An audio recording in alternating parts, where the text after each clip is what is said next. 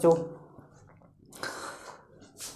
IUPAC, isomerism, GOC 3 topic complete करने के बाद अब हमारा जो अगला चैप्टर है वो है हाइड्रोकार्बन। हाइड्रोकार्बन की अब हम बात करेंगे। हाइड्रोकार्बन बहुत ही इम्पोर्टेंट चैप्टर है ऑर्गेनिक का, और आप यूँ समझिए कि हाइड्रोकार्बन अगर आपको आता है, जबकि है ये 11th का पोर्शन, लेकिन अगर हाइड्रोकार्बन आपको आता है तो मैं काफ़ी चीज़ें इसके अंदर 12th का पोर्शन भी पढ़ाता हूँ। तो हाइड्रोकार्बन अगर आपको आता है तो समझ लीजिए कि आप ऑर्गेनिक का एक बहुत ज़बरदस्त बेस तैयार रखे हुए हैं, आगे आपको सब हेल्प मिलती है। मतलब हाइड्रोकार्बन आप स्टार्ट कर देते हैं एक बार अगर अच्छे से, तो आपको किसी तरह की प्रॉब्लम नहीं होती। तो आप चैप्टर हेडिंग डाल लेंगे हाइड्रोकार्बन, और उसमें हम alkane, alkene, alkyne, aromatic compound, ये हेडिंग बाद में डालेंगे। अभी आप चैप्टर हेडिंग डाल लेंगे हाइड्रोकार्बन। तो जब हम हाइड्रोकार्बन हेडिंग डालते हैं तो इसमें हमें 2 चीज़ें पहले पढ़नी होती है। एक होता है रिडक्शन और एक होता है ऑक्सीडेशन। लेकिन पहले मैं आपको रिडक्शन पढ़ाऊंगा, ऑक्सीडेशन की ज़रूरत अभी नहीं पड़ेगी। पहले मैं आपको रिडक्शन पढ़ाऊंगा, ऑर्गेनिक का रिडक्शन। ये वो रिडक्शन नहीं है जो आप समझ रहे हैं कि वो एक रिडक्शन आप पढ़ते हैं ना कि रिडॉक्स रिएक्शन में, वो वाला नहीं। तो यहाँ पर जो हमको रिडक्शन पढ़ रहा है, जैसे रिडक्शन की डेफिनेशन की बात करें तो रिडक्शन क्या है? Addition of hydrogen, addition of hydrogen. दूसरा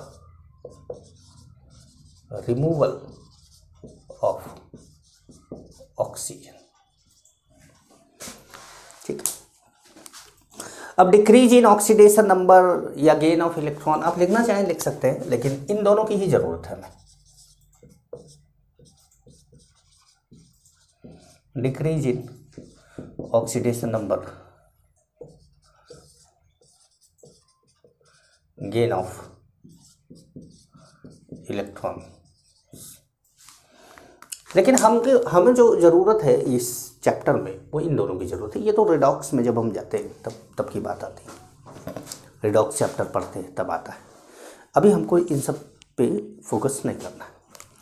तो हमारा जो मेन टॉपिक है इसके अंदर ये वो है removal of oxygen and addition of hydrogen. ये 2 चीज़ें हैं, रिडक्शन पे ध्यान रखिएगा। अब क्या होता है रिडक्शन? क्या होता है रिडक्शन? तो आपका जो ऑर्गेनिक कंपाउंड, जो मोस्ट ऑक्सीडाइज फॉर्म होता है ऑर्गेनिक कंपाउंड का, वो ऐसे तो और कार्बन का मोस्ट ऑक्सीडाइज फॉर्म CO2 है। मतलब देखिए, कार्बन के 4 बॉन्ड होते हैं। ये 4 बॉन्ड में से जितने ज़्यादा बॉन्ड ऑक्सीजन से इसके बनते जाएंगे वो ये उतना ही ऑक्सीडाइज होता जाएगा, और इसके जितने कम बॉन्ड ऑक्सीजन से होंगे ये उतना ही रिड्यूस होता जाएगा। मतलब जितने ज़्यादा बॉन्ड बनते जाएंगे ऑक्सीजन से, जैसे 4 कार्बन के बॉन्ड है तो ये क्या है? मोस्ट ऑक्सीडाइज तो ये है। उसके बाद उससे थोड़ा कम ये है कार्बोक्सिलिक एसिड एंड एस्टर, क्योंकि इन दोनों में ही 2 मतलब 3 ऑक्सीजन के बॉन्ड है। ये तो R होता है, ये कोई R ग्रुप होता है। मोस्ट ऑक्सीडाइज तो ये है, ठीक है, मोस्ट ऑक्सीडाइज तो ये है। उसके बाद ये आता है, फिर आता है आपका C डबल बॉन्ड O। अब ये चाहे वो एल्डिहाइड हो या कीटोन हो। और उसके बाद आता है R,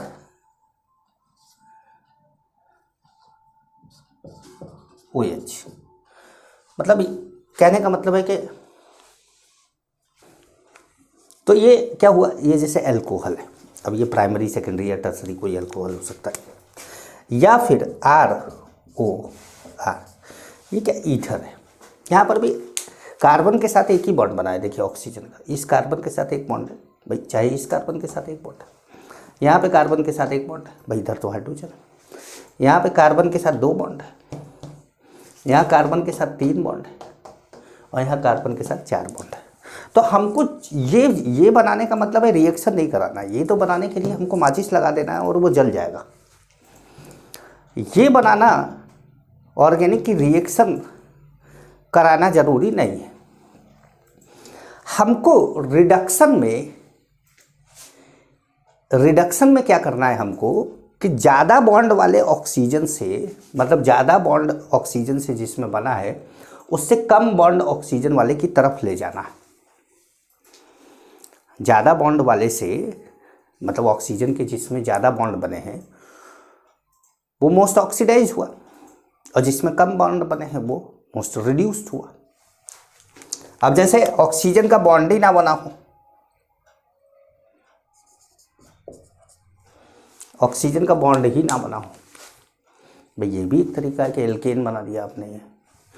तो कहने का मतलब है कि ऑक्सीजन के ज़्यादा बॉन्ड से कम बॉन्ड की ओर जाना रिडक्शन है और कम बॉन्ड से ज़्यादा बॉन्ड की ओर जाना ऑक्सीडेशन है। मतलब आप कम बॉन्ड से ज़्यादा बॉन्ड की ओर जा रहे हैं और अब मान लीजिए आपने CO2 बना दिया। तो अब हम बात करें रिडक्शन की, अगर एक चीज़ और बता दें, ये आपने समझ लिया, ये आपने समझ लिया।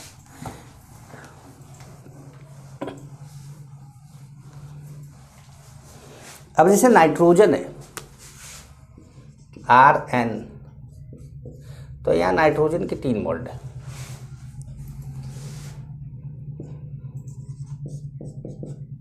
यहाँ नाइट्रोजन का 2 बॉन्ड है, यहाँ नाइट्रोजन का ऑक्सीजन से 1 बॉन्ड है, नाइट्रोजन का ऑक्सीजन से 2 बॉन्ड, नाइट्रोजन का ऑक्सीजन से 3 बॉन्ड, नाइट्रोजन का ऑक्सीजन से 1 बॉन्ड, नाइट्रोजन का ऑक्सीजन से कोई बॉन्ड नहीं। तो ये भी धीरे धीरे अब किधर जा रहे हैं, रिडक्शन की ओर जा रहे हैं, ये भी किधर जा रहे हैं, रिडक्शन की ओर जा रहे हैं। तो ये बात आप समझिएगा, ठीक है। मैं आपको थोड़ा सा समझा दूँ।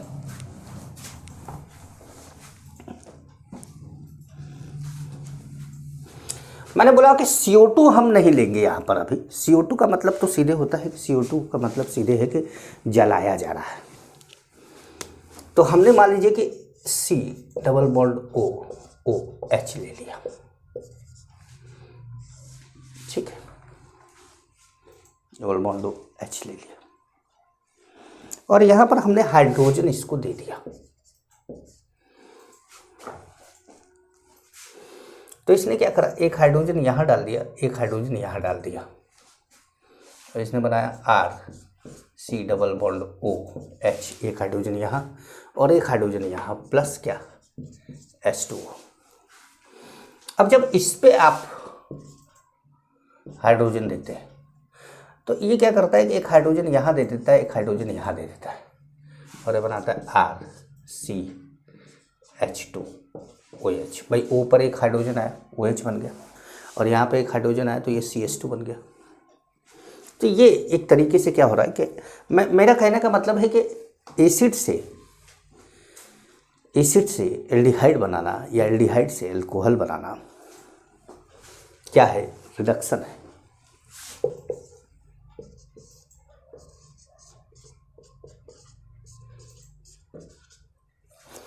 एसिड से डायरेक्ट एल्कोहल बनाना, जैसे आपने यहाँ लगाया, यहाँ लगाया, यहाँ एक बार और लगाया और यहाँ भी लगा दिया, तो ये RCH2OH प्लस H2O। ये डायरेक्ट H2O ज़रूरत नहीं है हमें लिखने की, तो डायरेक्ट आप बना रहे हैं तो ये भी एक तरह का क्या है, रिडक्शन है। कहने का मतलब है कि ये देखिए क्या हो रहा है, जैसे जब आपने एक हाइड्रोजन इस पे, एक हाइड्रोजन इस पे लगाया था तो ये बना था, एक हाइड्रोजन इस पे, एक हाइड्रोजन इस पे लगे तो ये बना था। अब जब इस पे एक हाइड्रोजन इस पे, एक हाइड्रोजन इस पे लगाए तो वो बना, तो मतलब टोटल हाइड्रोजन कितने लगाए, 1 2 3 4, तो यहाँ पे कितने लगाए 1 2 3 4, तो ये डायरेक्ट बन गया। जैसे आप एल्डिहाइड लेकर बनाते हैं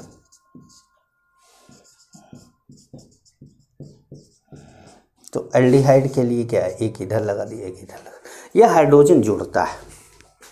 जैसे चौथा है, आपने कीटोन ले लिया, तो एक हाइड्रोजन इधर लगा दिया, एक हाइड्रोजन इधर लगा दिया। अब इससे क्या हुआ, RCHR और ये OH हो गया। ठीक है, तो ये इस तरीके से क्या हो रहा है कि चौथा और बताते जाते हैं आपको, ऐसा नहीं कि इतना ही है। इतना तो हमारा बेसिक कॉन्सेप्ट था। क्लियर हो रहा है ये रिडक्शन की प्रोसेस है। ये क्या है, ये रिडक्शन की प्रोसेस है। अब इसमें जैसे पांचवा है, तो पांचवा है, तो पांचवे में जैसे मान लीजिए कि RCOOR है, तो आपने H दे दिया। तो यहाँ पर क्या हुआ कि ये यहाँ पर H लगा, यहाँ पर H लगा, ये बनाया ROH, मतलब ये 1 हो गया, ये 2 हो गया, तो ये एल्डिहाइड बना R1OH प्लस R2OH। अब यहाँ पर फिर H एक बार डाल दे, तो एक H यहाँ, एक H यहाँ, तो क्या बना R1CH2OH। मुझे हाइड्रोजन की कमी नहीं है, ये डायरेक्ट यहीं तक पहुँचता है, लेकिन ये एक बीच के स्टेप को दिखा रहे हैं। ऐसे सिक्स्थ है, R हमने ले लिया, O हेलोजन ले लिया, मान लीजिए Cl ले लिया, H ले लिया, तो ये क्या होता है, एक यहाँ पर और एक यहाँ पर जुड़ता है, RCOH प्लस HCl। अब यहाँ पर H आपने लगाया, तो यहाँ और यहाँ गया, तो ये RCH2OH हो गया। जैसे सातवां है, RC double bond O NH2 है।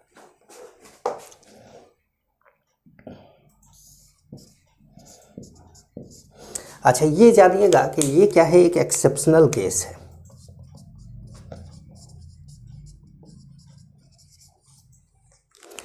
यहाँ पे क्या होता है कि ये दोनों बॉन्ड को तोड़ के यहाँ भी 2 हाइड्रोजन लगता है और यहाँ भी 2 हाइड्रोजन लगता है। ये तो वाटर बना लेता है और यहाँ CH2 बन जाता है। जबकि अभी तक आपने देखा होगा कि हर बार क्या होता है, एक इस पे, एक इस पे, एक इस पे, एक इस पे लग रहा था, लेकिन इस बार क्या हुआ, इसको छुआ नहीं इसने। तो अमाइड का केस एक एक्सेप्शनल केस है, थोड़ा ध्यान रखिएगा कि इसका जब रिडक्शन होता है तो सीधे प्राइमरी एमीन बनाता है। सीधे क्या बनेगा, प्राइमरी एमीन बनेगा।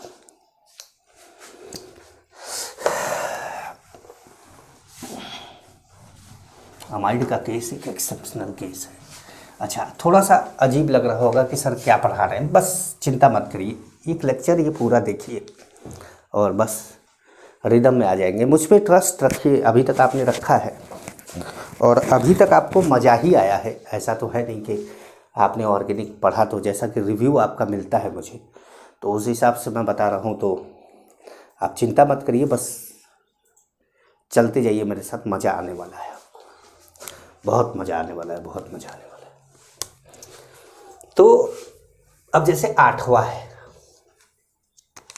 तो आठवें में जैसे हम मान लीजिए कि ये ले लें RCOO डबल बॉन्ड OR, ये 2 कर ले, ये 1 कर ले, तो यहाँ पर जो H लगेगा वो क्या करेगा, एक यहाँ पर, एक यहाँ पर, एक यहाँ पर, एक यहाँ पर, तो ये तो वाटर बना दिया, एल्डिहाइड बन गया, ये एल्डिहाइड बन गया। लेकिन आप जानते हैं कि एल्डिहाइड तुरंत फिर क्या बनेगा, एल्कोहल बनाएगा। तो फिर एक यहाँ और एक यहाँ, एक यहाँ और एक यहाँ, ये सब इतने हाइड्रोजन लग रहे हैं, तो ये RCH2OH, R2CH2OH प्लस वाटर, ऐसे बोल सकते हैं आप। तो इस तरीके से ये बन रहा है। तो तो एक्सेप्शनल केस पे ध्यान थोड़ा सा आप ज़रूर रखेंगे। जैसे मैंने ये एक्सेप्शनल केस जो बताया आपको, इस पे अगर मैं एक क्वेश्चन दूँ आपको,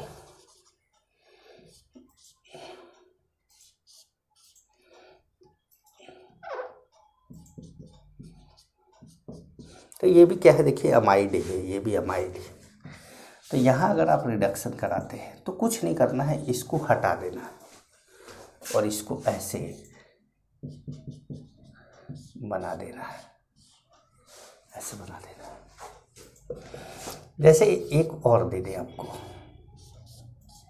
मान लीजिए कि मैं आपको एस्टर दे दूं, तो एस्टर के केस में ऐसा नहीं होगा जैसा कि अमाइड के केस में हो रहा है।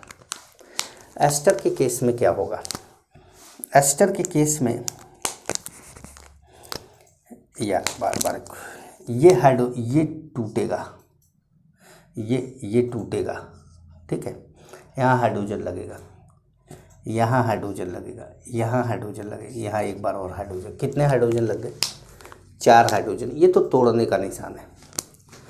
तो अब अगर आप इसको देखें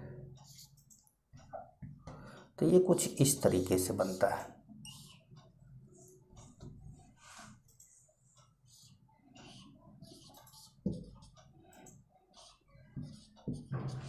कुछ इस तरीके से।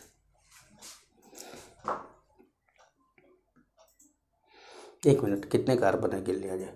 1 2 3 4 5, 1 2 3 4 5, 1 2 3 4 5। हाँ ठीक, ये ऐसे बनेगा। ठीक बच्चों, तो ये थोड़ा सा ध्यान देने वाली बात है। अब हम आते हैं अपने कुछ रिएजेंट लेकर आते हैं जो रिड्यूसिंग एजेंट है, जो रिड्यूसिंग एजेंट है। हम यहाँ से रिड्यूसिंग एजेंट की बात करेंगे। रिड्यूसिंग एजेंट क्या होता है, वो एजेंट जो ऑक्सीजन को एब्जॉर्ब करता है या हाइड्रोजन को रिलीज करता है, रिड्यूसिंग एजेंट को।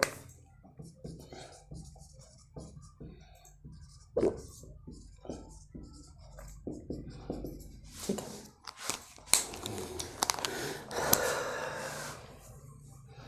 इट प्रोड्यूस हाइड्रोजन और एब्जॉर्ब ऑक्सीजन। हाइड्रोजन प्रोड्यूस करता है या ऑक्सीजन एब्जॉर्ब करता है, ऑक्सीजन को लेता है। एब्जॉर्ब करना मतलब वो वाला एब्जॉर्ब, स्पंज वाला, समझ रहे होंगे आप, फील करिए इसको। तो रिड्यूसिंग एजेंट हमारे पास, हम पहले सबसे पहले 4 रिड्यूसिंग एजेंट को ले लेते हैं। हमारे पास मेनली 4 रिड्यूसिंग एजेंट है। मेनली जो है वो 4 रिड्यूसिंग एजेंट है।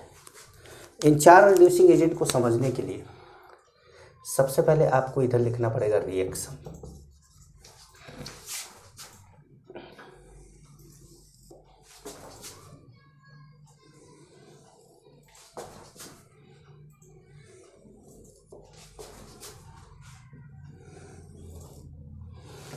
देखिए 1 2 3 4 ये 4 रिड्यूसिंग एजेंट है, ठीक है।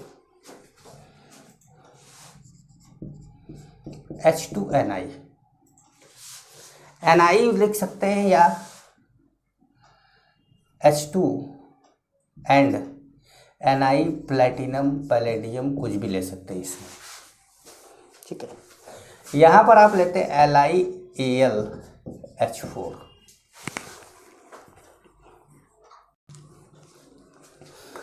LiAlH4 कर लिया हमने। फिर Na(C2H5OH) ले लिया, फिर NaBH4 ले लिया। ये 4 रिएजेंट है हमारे पास। इन चारों रिएजेंट में ये जो होता है वो हाइड्रोजन एटम प्रोड्यूस करता है। ये जो होता है वो H- प्रोड्यूस करता है। लेकिन ये H- प्रोड्यूस करता है, ये प्रोड्यूस करता है H+ एड इलेक्ट्रॉन, मतलब H+ इलेक्ट्रॉन, और ये भी प्रोड्यूस करता है H-। तो जब ये भी H-, ये भी H-, तो दोनों में फ़र्क क्या है। ये वाला थोड़ा स्ट्रांग है, स्ट्रांग रिड्यूसिंग एजेंट है, और ये उससे कम स्ट्रांग है, मतलब आप माइल्ड बोल सकते हैं इसको। ठीक है, हमने बात कर ली रिएक्शन की। अब हम क्या करेंगे कि एक रिएक्शन लिखेंगे यहाँ पर, इनमें से कौन वो रिएक्शन देगा कौन नहीं देगा। जो देगा उस पर टिक करेंगे, जो नहीं देगा उस पर क्रॉस करेंगे। जो देगा उस पर टिक करेंगे और जो नहीं देगा उस पर हम क्रॉस करेंगे। ठीक है, तो ध्यान से आपको समझना है। सबसे पहला reaction RC double bond OCl, ये Cl ना होकर Cl Br I कुछ भी हो सकता है, ये Cl भी हो सकता है, Br भी हो सकता है, I भी हो सकता है। अब इसको रिड्यूस करके RCH2OH बनाना है। अब ये काम कौन कौन करेगा, तो ये काम ये भी करेगा, ये भी करेगा, ये भी करेगा, ये भी करेगा, ये काम ये चारों करेंगे। कॉलम को मुझे तो ऐसे दिखाना पड़ेगा वरना आप कंफ्यूज हो जाएंगे कि कौन कहाँ गया, इसलिए मैं कुछ कॉलम ऐसे बना देता हूँ। ठीक है,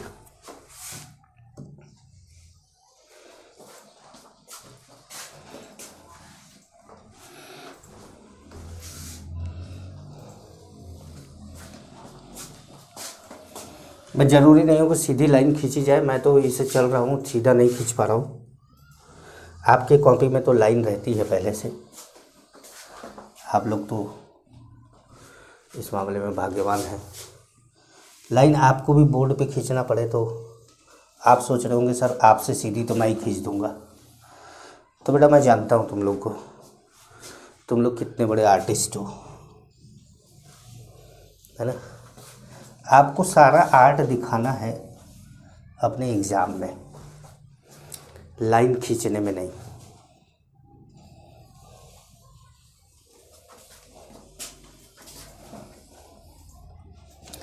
अब इतना कर लेते हैं, उसके बाद देखेंगे अगर ज़रूरत पड़ेगी तो और लिया जाएगा। ठीक है, दूसरा एल्डिहाइड को RCHO को RCH2OH में ये सभी कन्वर्ट करते हैं। ऐसे कर देते हैं ना, ब्लैक से ही दिखा देते हैं, क्या दिक्कत है। ठीक है, ये सभी कन्वर्ट करते हैं किसमें, एल्डिहाइड को एल्कोहल में। कीटोन को RC double bond O R, आप चाहें तो इसको R1 इसको R2 बोल सकते हैं, दोनों को अलग कर सकते हैं। यहाँ पर RCHOH R2 1, और ये काम भी ये सब करते हैं, ये काम भी ये सब करते हैं। ठीक है, चौथा RX को, X कौन है, अच्छा यहाँ पर भी क्लियर कर ही देते हैं आपको, ये Cl Br I में से कोई भी हो सकता है। X क्या हो सकता है, Cl Br I। RX को RH मतलब एल्कीन बनाना है, ये काम भी ये चारों करते हैं। फिलहाल हम उनको ले रहे हैं जो ये काम चारों करते हैं। ठीक है, अब कार्बोक्सिलिक एसिड को क्या बनाना है हमको, RCOOH, कार्बोक्सिलिक एसिड को हमको एल्कोहल बनाना है। कार्बोक्सिलिक एसिड को एल्कोहल, ये नहीं करता, ये करता है, ये भी नहीं करता, ये भी नहीं करता, केवल LiLH4 है जो कार्बोक्सिलिक एसिड को एल्कोहल में चेंज करता है। एस्टर को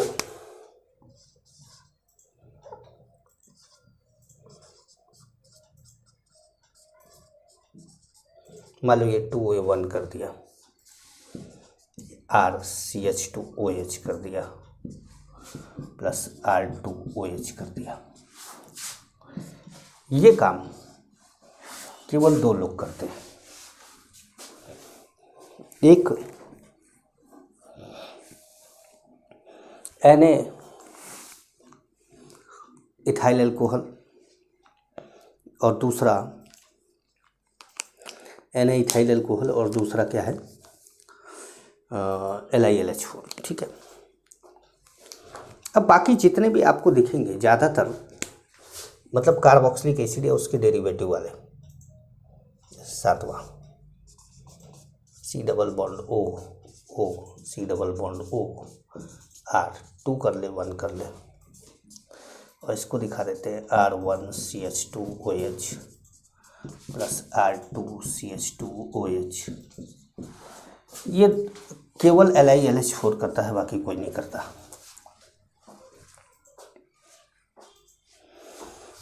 आठवां RCONH2 को RNH2 में चेंज, CH2NH2 में, CH2NH2 में चेंज केवल LiLH4 करता है और कोई नहीं करता। मतलब इन लोगों का यूज उसमें नहीं हो पाता है, केवल LiLH4 का यूज हो पाता है। अब मेरे ख्याल से धीरे धीरे आपको बात समझ में आ रही होगी कि अच्छा ये सब रिएजेंट के बारे में बता रहे हैं कि कौन सा रिएजेंट क्या काम करता है, ठीक है।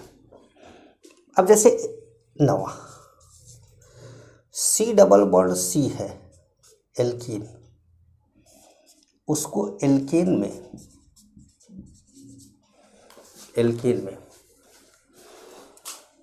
केवल ये चेंज करता है, बाकी कोई नहीं करता, ठीक है। अच्छा 10वां एल्काइन को एल्केन में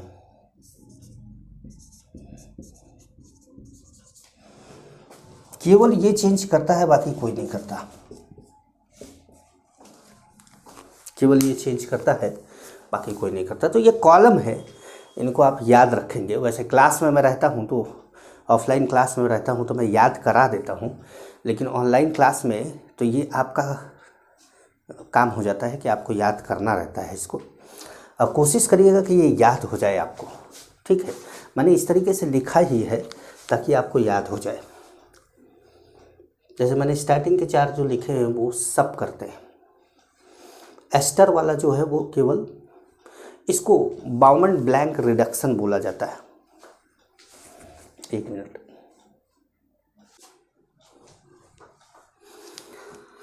ठीक है भाई।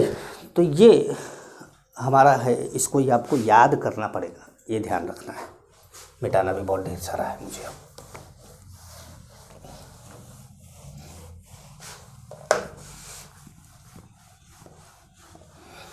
आपको ये बनाना है कॉपी पे और पूरा याद करना है।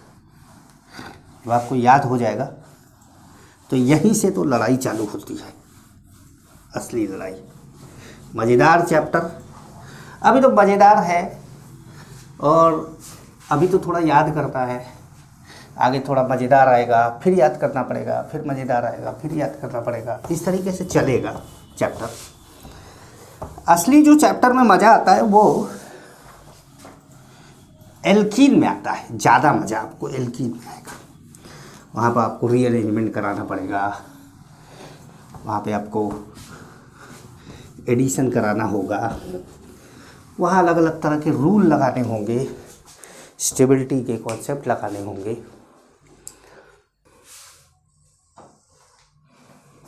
देखिए बाउमन ब्लैंक रिडक्शन, ये रिडक्शन अभी आपको पढ़ा नहीं रहे, केवल एक बात बता रहे हैं। ये जो all the reaction initiated by Na(C2H5OH) are known as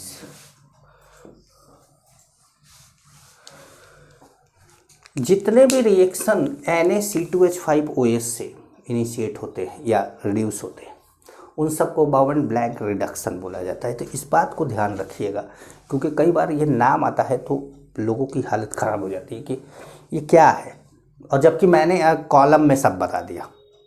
और आपको नाम ही नहीं पता, तो नाम नहीं पता तो गड़बड़ हो जाएगा ना भाई, है ना। तो कम से कम नाम पता रहना चाहिए आपको। नाम पता रहेगा तो काम तो पता है ही आपको। अब आपको ले चलते हैं एक एक करके रिड्यूसिंग एजेंट की ओर। जैसे मैंने 4 मेन रिड्यूसिंग एजेंट आपको बताए, इन चारों को आपको याद जरूर रखना है, ठीक है। अब सबसे पहले बात करते हैं कैटालिटिक हाइड्रोजिनेशन की। कैटालिटिक हाइड्रोजिनेशन, अब ये कैटालिटिक हाइड्रोजिनेशन क्या होता है? इसमें मेटल सरफेस होगा प्लस H2 गैस होगा, और ये जो मेटल सरफेस होगा वो किसका होगा? वो या तो Na का होगा, या तो प्लेटिनम का होगा, या तो पैलेडियम का होगा, और या तो रैनी निकल का होगा। तो ये रैनी निकल क्या होता है? ये होता है Na एल्युमिनियम एलॉय। लेकिन इन सब में एक्चुअली ये जो इस कैटालिटिक हाइड्रोजिनेशन की मीनिंग है कि ये क्या करता है कि ये एल्कीन एंड एल्काइन को एल्केन में चेंज करता है। एल्कीन एंड एल्काइन को एल्केन में चेंज करता है। तो वो आपने देखा था कि वो जो है मेन काम इसका ये है कि एल्कीन एंड एल्काइन को एल्केन में चेंज करता है। इसमें जो पैलेडियम है ये बेस्ट है। पैलेडियम क्या है? बेस्ट है। मतलब इस पूरे रिएजेंट में जो भी मेटेलिक सरफेस आप ले रहे हैं, इसमें पैलेडियम को बेस्ट माना जाता है। अब आप बोले कि सर बेस्ट क्यों माना जाता है? तो बेस्ट इसलिए माना जाता है क्योंकि जो देख, पहली बात तो क्या होता है कि ये आखिर ये करता क्या है?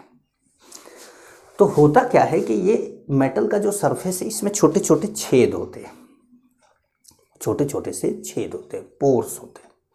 इस पोर्स में जो होता है वो हाइड्रोजन का एटम और एल्कीन या एल्काइन जाके फंस जाता है अगल बगल।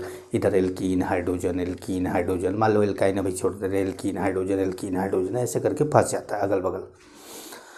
अब क्या होता है कि ये जैसे अब एक कंटेनर आपने ले लिया, कंटेनर में नीचे मेटल की सरफेस लगा दी, कंटेनर ले लिया, ऊपर से आपने प्रेशर लगाया। तो जब प्रेशर लगाया तो ये गैस के मॉलिक्यूल जाके उस मेटेलिक सरफेस से टकराते हैं। तो टकराते हैं तो ऐसे जाके फंस जाते हैं। जैसे आप किसी रास्ते में जा रहे हो और आपने पैर रखा ऐसे, और आप किसी गड्ढे में पैर घुस गया आपका, और आपका पैर नहीं निकल पा रहा है। तो आप खींचते हैं तो नहीं निकलता है भाई, एटम तो खींचता नहीं है, एटम तो फंस गया भाई। एटम के पास इतना ये तो है नहीं कि मैं फंस गया हूँ, मुझे स्कूल जाना है तो मैं निकल जाऊँ इसमें से, ऐसा तो कुछ है नहीं। एटम उस जगह फंस गया तो कहे मैं तो भाई मुझे कहीं ना कहीं तो रहना ही, मैं यहीं रह जाता हूँ। तो एटम उसमें फंस गया है, मतलब हाइड्रोजन फंस गया, एल्कीन फंस गया, इस तरीके से फंस जाते हैं लोग।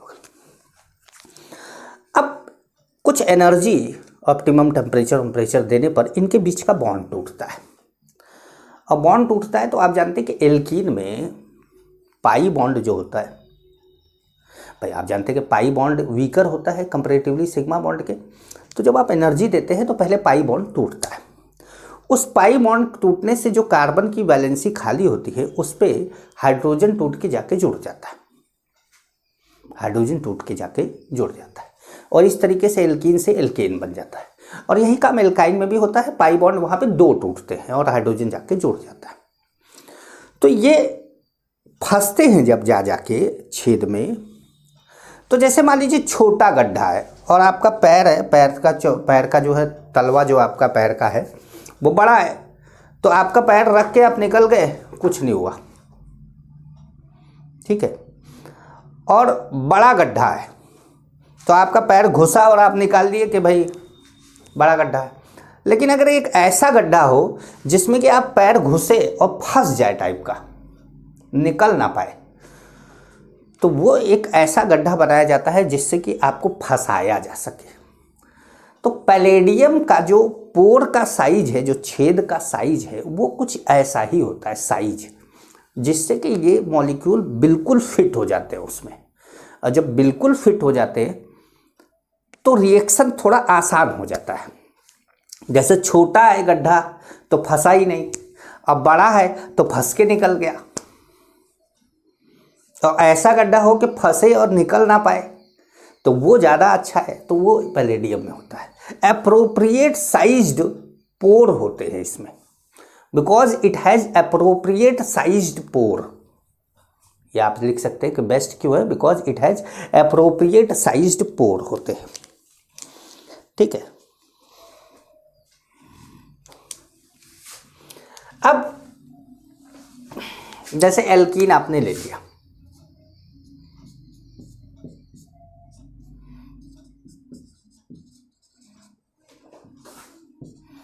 और आपने ले लिया H2Ni ले लिया। मैं ये नहीं कह रहा हूँ कि आप पैलेडियम ही लीजिए, कुछ भी ले सकते हैं।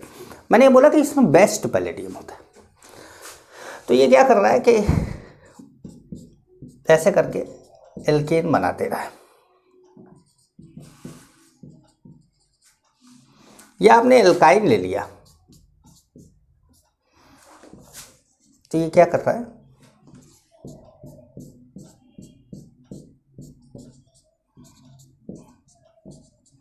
एल्कीन बना दे रहा है। ठीक है, तो ये जो एल्कीन से एल्केन बनाना या एल्काइन से एल्केन बनाना in presence of metal surface, ये है तो कैटालिटिक हाइड्रोजन की प्रोसेस, लेकिन इस रिएक्शन को क्या बोलते हैं, तो इसको बोलते हैं सेबेटियर सेंडरेंस रिएक्शन। क्या बोलते हैं, सेबेटियर सेंडरेंस रिएक्शन। स्पेलिंग देख लेते, SABATIER, SABATIER, सेबेटियर सेंडरेंस रिएक्शन। इसको सेबेटियर सेंडरेंस रिएक्शन बोला जाता है। ठीक है, इस रिएक्शन में एल्कीन की और एल्काइन की, दोनों की अगर रेट ऑफ रिएक्शन देखी जाए कि एल्कीन ज़्यादा तेज रिएक्ट करता है कि एल्काइन ज़्यादा तेज रिएक्ट करता है, तो एल्काइन की रेट ऑफ रिएक्शन एल्कीन से ज़्यादा होती है due to its linear structure. तो एक पॉइंट लिखिएगा, rate of reaction of alkyne, rate of reaction of alkyne in Sabatier Senderens reaction is higher than alkene,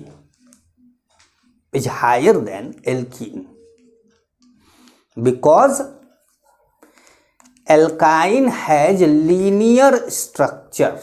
जैसे आपसे कोई बोले कि क्यों ज़्यादा है, तो बोलेंगे आप एल्काइन हैज़ लीनियर स्ट्रक्चर। और ऐसा नहीं है कि हर जगह पर एल्काइन का रेट ऑफ रिएक्शन ज़्यादा होता है, नहीं, मैं केवल ये सेबेटियर सेंडरेंस रिएक्शन की बात बोल रहा हूँ, बाकी जगह पर एल्कीन ज़्यादा होता है। यहाँ की बात बोल रहे हैं कि सेबेटियर सेंडरेंस रिएक्शन में एल्काइन की रेट ऑफ रिएक्शन एल्कीन से ज़्यादा होती है।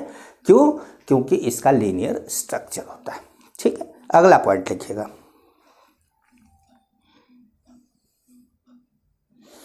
on increasing stability of alkene,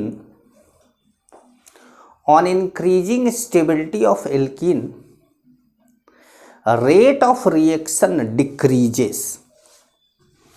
on increasing stability of alkene, rate of reaction decreases।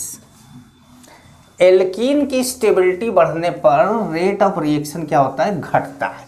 अब एल्कीन की स्टेबिलिटी किस बात पर डिपेंड करती है, अल्फा हाइड्रोजन पे।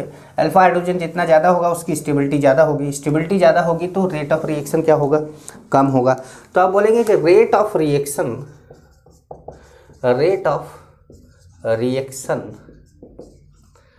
ये क्या होगा, स्टेबिलिटी ऑफ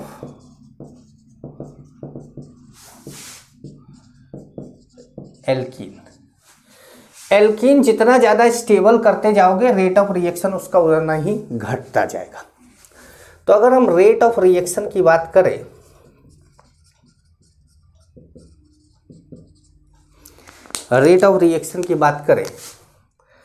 तो सबसे ज़्यादा रिएक्शन की रेट तो इसकी होगी,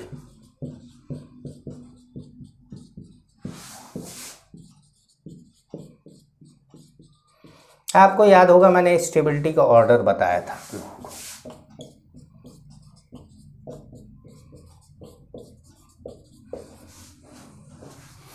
जैसे मैंने यहाँ पे अल्काइल ग्रुप CH3 ही ले लिया है,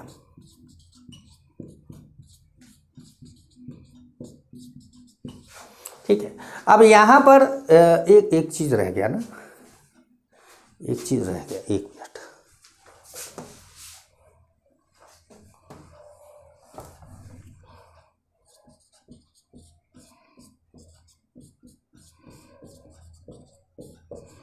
सिस ट्रांस भी तो बनाना है ना।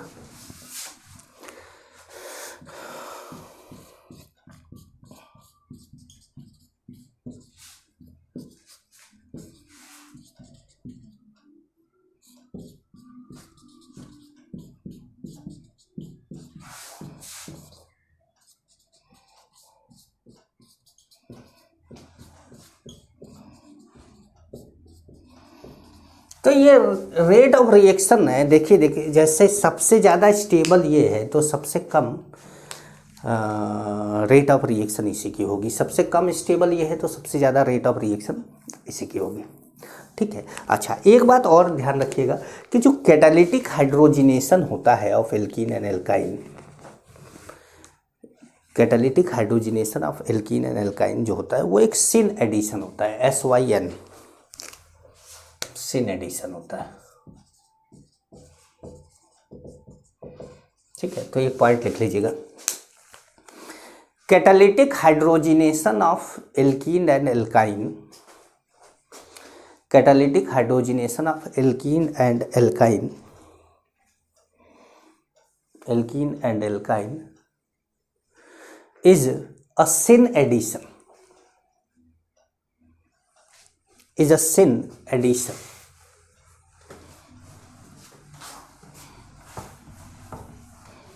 is a sin addition,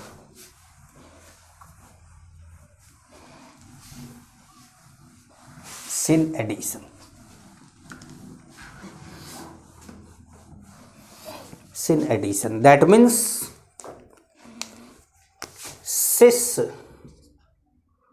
cis alkene H2 meso alkene meso compound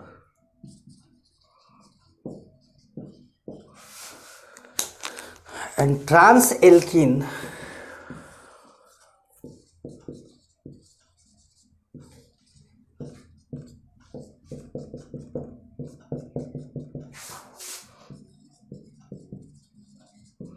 racemic mixture, ठीक है। ये कब लिया जाएगा? ये सिन एडिशन में लिया जाता है, यहाँ पे लिखते जाइएगा, सिन एडिशन, सिन एडिशन। अब इसकी मीनिंग क्या है कि सर क्या बताना चाहते हैं, ऐसा क्या है? तो सिन एडिशन का मतलब होता है एडिशन फ्रॉम अवेलेबल साइट। आप ये लिख लीजिएगा कि सिन एडिशन का मतलब होता है addition, syn addition that dash करके लिख लीजिएगा, एडिशन फ्रॉम अवेलेबल साइट, मतलब वो जगह जहाँ से अवेलेबिलिटी हो, खाली हो, वैकेंट साइट लिख सकते हैं, अवेलेबल साइट लिख सकते हैं, ठीक है। तो मीनिंग आप जो है ये तो लिख लिए, लेकिन फिर भी समझ में नहीं आया होगा, अभी तो नहीं समझ में आया होगा, तो आइए एक दिखाते हैं आपको। जैसे मान लीजिए कि आपके पास एक CH3 और D और D है, और आपने ले लिया H2 पैलेडियम ले लीजिए, निकल ले लीजिए, कोई भी लीजिए। कौन सा एडिशन दे रहा है? Syn addition. कौन सा एडिशन दे रहा है? Syn addition. सिन एडिशन दे रहा है तो ये कंपाउंड जो होता है, जैसे ये अवेलेबल साइट है, ये इधर से और इधर से H अटैक नहीं करेगा क्योंकि इधर बड़े ग्रुप है, इधर से छोटा है, तो इधर से और इधर से अटैक किया अवेलेबल साइट से, तो इधर से अटैक किया, जैसे ये बॉन्ड टूटा, H इधर से अटैक किया और H इधर से अटैक किया, तो दोनों H सेम साइड आ गए, दोनों D सेम साइड आ गए, CH3 CH3, तो ये कंपाउंड क्या बन गया, मीजो बन गया। लेकिन ऐसा नहीं है कि हमेशा मीजो ही बन जाएगा। जैसे ये सिस था, अब ये तो मीजो तो एक तरीके से याद कराने के लिए एक तरीका था। जैसे मान लीजिए कि H है और यहाँ पर आपने H2 की जगह पे D2 ले लिया, वो H2 लीजिए चाहे D2 लीजिए, हाइड्रोजन तो दोनों ही है। और यहाँ पर क्या हो रहा है, सिन एडिशन। तो यहाँ भी सिन एडिशन हो रहा है, तो आपने लिख दिया CH3 C2H5, इधर H इधर H इधर D, मतलब दोनों D एक साइड होगा, चाहे इधर उस तरफ हो चाहे इस तरफ हो। तो आप देखिए ये half part mirror image of another half part नहीं है, मतलब ये मीजो तो नहीं है। लेकिन अगर ये CH3 होता तो ये मीजो बन जाता ना, क्योंकि दोनों H से दोनों D सेम साइड से अटैक कर रहे हैं।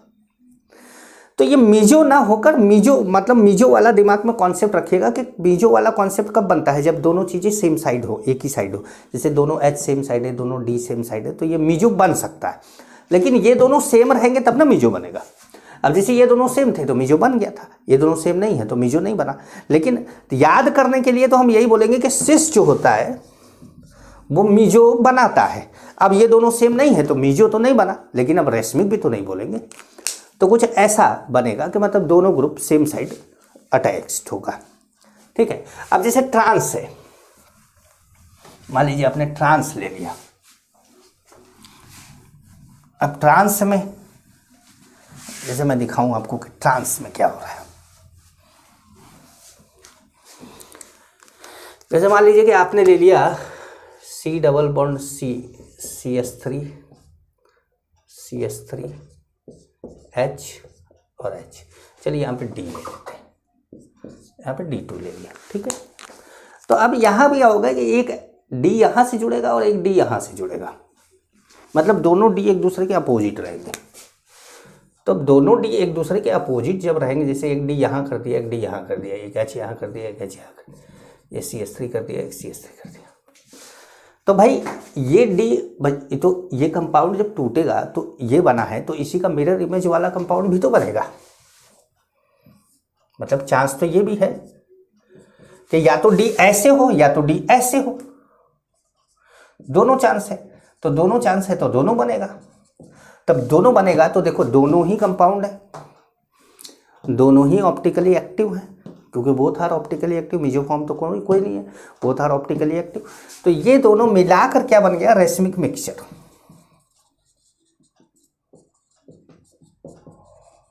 रेशमिक मिक्सचर, कई बार क्या होता है रेशमिक मिक्सचर ना बोल के वो ऑप्टिकली इनएक्टिव मिक्सचर बोल देता है। Racemic mixture optically inactive mixture होता है ड्यू टू एक्सटर्नल कंपेंसेशन। तो वो कभी कभी क्या है कि आपके साथ खेल करते हैं और वो सोचते हैं कि क्या आप इस खेल में माहिर हैं कि नहीं है, आइए जरा देखा जाए। तो क्या देखना है, कहे हाँ ठीक तो है, चाहे जो करवा लो हमसे। अब ऐसा नहीं है कि जैसे मान लीजिए कि आपने यहाँ पर कुछ बदल दिया, सपोज दैट आपने यहाँ पर कुछ बदल दिया, आपने डाल दिया COOH।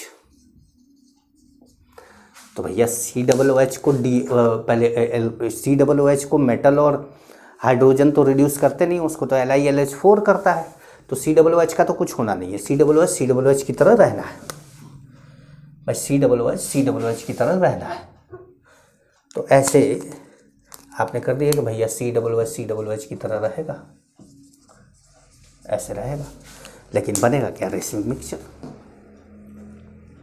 बनेगा। क्या, रेशमिक मिक्सचर। समझ पा रहे हैं। जैसे देखिए और एक एग्जाम्पल लेते हैं।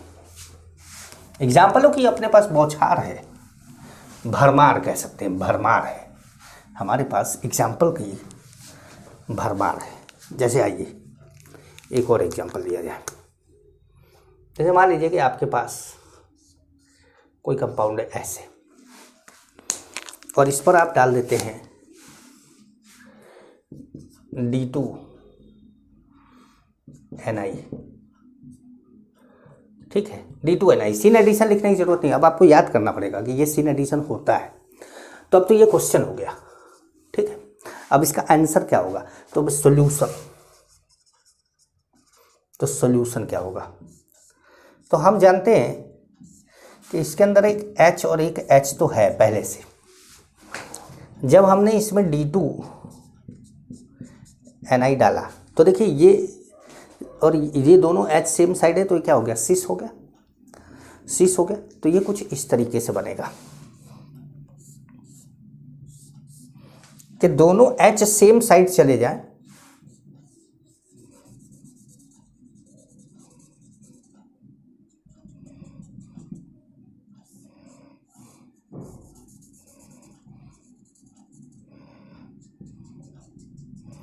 और दोनों D सेम साइड चले जाए। ऐसे बना दिया आपने। तो अब क्या हुआ कि देखिए दोनों D डैश लाइन पर है, सेम साइड है, दोनों H सेम साइड पर है। तो ये क्या हो गया? सीन एडिशन है। क्या है? सीन एडिशन है। जैसे एक और क्वेश्चन दे आपको, इसको रहने देते हैं।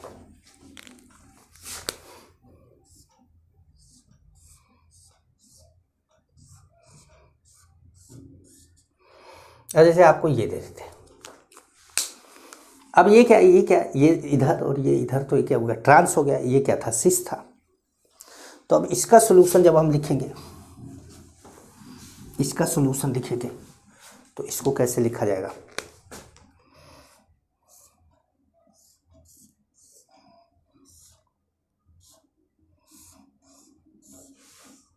ये है ऐसे।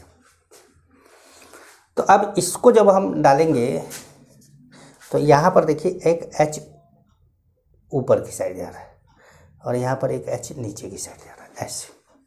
मैं दोनों H अपोजिट है, एक दूसरे के क्या है? ट्रांस है, मान लीजिए। तो अब इसको ऐसे समझाया जाए, ऐसे करके। अब इसमें क्या है कि आपको वेज एंड डैश बनाना है।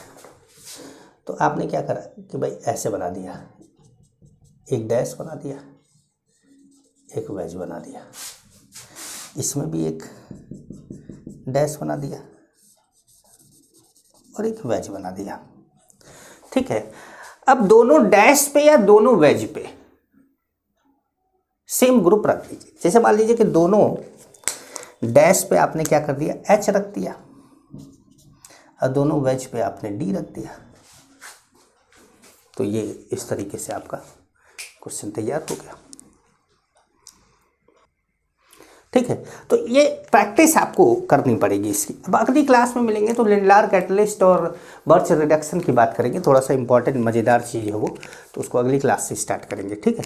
क्योंकि वो पार्शियल हाइड्रोजिनेशन है, ये तो कंप्लीट हाइड्रोजिनेशन था, वो पार्शियल हाइड्रोजिनेशन। जैसे इसमें एल्काइन को सीधे एल्केन में कन्वर्ट कर दिया जाता है, लेकिन उस जो अगला हम रिएक्शन पढ़ेंगे उसमें एल्काइन को एल्कीन में कन्वर्ट करेगा, वो सीधे एल्केन में नहीं करेगा, वो एल्कीन में कन्वर्ट करके रोक देगा। तो वहाँ पर हम पढ़ेंगे उसको। ठीक है। और वो एनसीईआरटी में भी दिया हुआ है, तो एनसीईआरटी वाला पोर्शन भी आपको समझाएंगे कि एनसीईआरटी में कहाँ दिया हुआ है, कैसे दिया हुआ है। और अब आपको ये ध्यान रखना है कि अब आपको एनसीईआरटी को साथ साथ मेरे पढ़ना है, हाइड्रोकार्बन साथ साथ मेरे एनसीईआरटी को पढ़ना है। लेकिन अभी थोड़ा सा वेट कर लीजिएगा, क्योंकि अभी जैसे आप स्टार्ट करेंगे तो अभी मैंने एल्केन या एल्कीन कुछ स्टार्ट नहीं किया है ना, तो अभी आप पढ़ना स्टार्ट करेंगे तो नहीं मिलेगा कुछ भी। तो अभी जब मैं एल्केन से स्टार्ट करूं तब आप एनसीईआरटी से स्टार्ट करिएगा। ठीक है। नमस्कार।